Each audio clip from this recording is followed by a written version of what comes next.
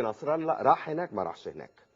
يسري نصر الله غير فيلمه او غير رايه نتيجه ان غير رايه. ما تقلقش ان الشعب المصري يقول ان يسري، مش الفيلم، ان يسري نصر الله من هواة التطبيع او ما عندوش مشكله. ما قلقش لان انا عندي حتى لو اتقال يا سيدي انا موجود وانا قدامك اهو بقول رايي بشكل واضح، واذا مطالب بان انا اقدم كشف بايه ايه اللي انا بلاقيه صح وايه اللي انا بلاقيه غلط، ده بيصير تفكير للشعب المصري. طيب خلونا عشان معانا تليفون دولي، بس معانا تليفون عشان نثبت ان بس ما بنتكلمش عن التطبيع الثقافي والفني، كمان عن التطبيع الرياضي.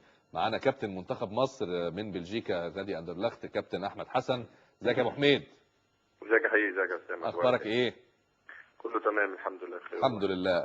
احنا بنتكلم عن التطبيع هنا الثقافي والفني، بس الحقيقه لما فكرنا قلنا لا، ده كمان لاعيبتنا والرياضيين ما بيسلموش من الكتابات الصحفيه وبعض الدعاوى الشعبيه اللي بتقول ان اللعيبه دول مطبعين، لمثلا ان احمد حسن لعب مباراه كان الطرف الاخر فيها اسرائيلي.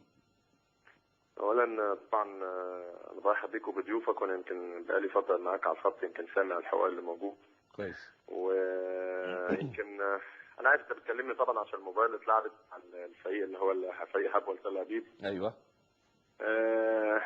يمكن طبعا بس انا عايز اقول على حاجه. انا عايز اقول طبعا لان يمكن في بعض الصحف اللي عندنا، للاسف ان احنا عندنا بقى صحف صفرا كتير في مصر دلوقتي، وهي بتدور على الاثاره. للاسف طبعا يمكن الناس كتبت عن جهل، او الناس كتبت ان ما صدقت سمعت كلمه الكيان الصهيوني. بشكر الاستاذ عمرو لسه على الكلام اللي بيقوله، لان كلام طبعا جميل جدا. واحنا يعني احنا بالنسبه هو ده، احنا طلعنا كده كلنا ما بنحبش الناس.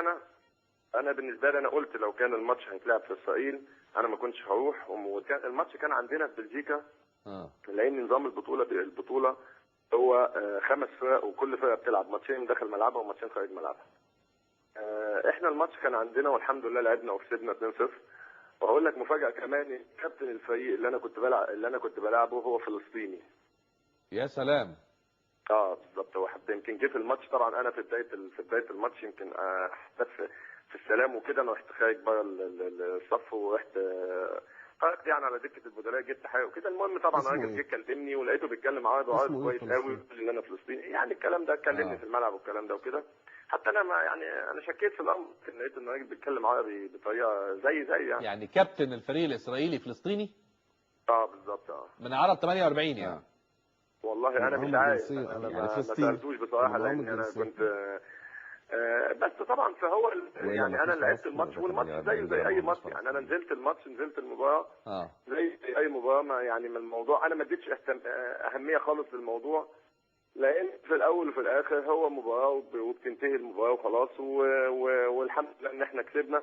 واعتقد ان انا كنت يعني انا قلت حتى ان انا مركز جدا في الماتش ده، ان انا اعمل ماتش كويس وان احنا نكسب، لان ده اعتقد مش هيساعدنا انا بس. يمكن لكن ما فكرتش تعتذر للمدير الفني مثلا ان انت يعني عندك حساسيه في ان انت تلعب مع فرقه اسرائيليه؟ هو بص، انا عايز اقول لك على حاجه، ان هو عامه خلاص هو المباراه كده مش موجوده، خلاص ما كانتش هتتلعب في اسرائيل، خلاص هنا ما فيش مشكله. انت فاهمني. ولكن المباراه هتلعب عندنا في بلجيكا، خلاص الموضوع ما كانش فيه اي مشكله خالص بالنسبه لي. انا كنت واضح من البدايه، وقلت ان المباراه دي لو كانت وقعتنا ان احنا هنلعب، ان انا المباراه دي هلعبها في اسرائيل، فانا كنت واخد قرار نهائي قاطع ان انا مش هسافر مع الفريق. وفي الحاله دي انا كنت متاكد ان الناس مش هترفض حاجه زي كده، الناس كانت هتحترم حاجه زي كده. والموضوع موضوع شخصي، وانا قلت لو اتعرضت للعقوبه انا قابل ان انا اتعرض للعقوبه، مفيش اي مشكله خالص. تمام احمد، انا بشكرك. لكن ما فكرتش تعتذر للمدير الفني مثلا ان انت يعني عندك حساسيه في ان انت تلعب مع فرقه اسرائيليه؟ هو بص، انا عايز اقول لك على حاجه، ان هو عامه خلاص هو المباراه كده مش موجوده، خلاص ما كانتش هتتلعب في اسرائيل، خلاص هنا ما فيش مشكله. انت فاهمني. ولكن المباراه هتلعب عندنا في بلجيكا، خلاص الموضوع ما كانش فيه اي مشكله خالص بالنسبه لي. انا كنت واضح من البدايه، وقلت ان المباراه دي لو كانت وقعتنا ان احنا هنلعب، ان انا المباراه دي هلعبها في اسرائيل، فانا كنت واخد قرار نهائي قاطع ان انا مش هسافر مع الفريق. وفي الحاله دي انا كنت متاكد ان الناس مش هترفض حاجه زي كده، الناس كانت هتحترم حاجه زي كده. والموضوع موضوع شخصي، وانا قلت لو اتعرضت للعقوبه انا قابل ان انا اتعرض للعقوبه، مفيش اي مشكله خالص. تمام احمد، انا بشكرك شكرا جزيلا، وشد حيلك، كلنا دعواتنا معاك ان شاء الله في غانا 2008 والمجموعه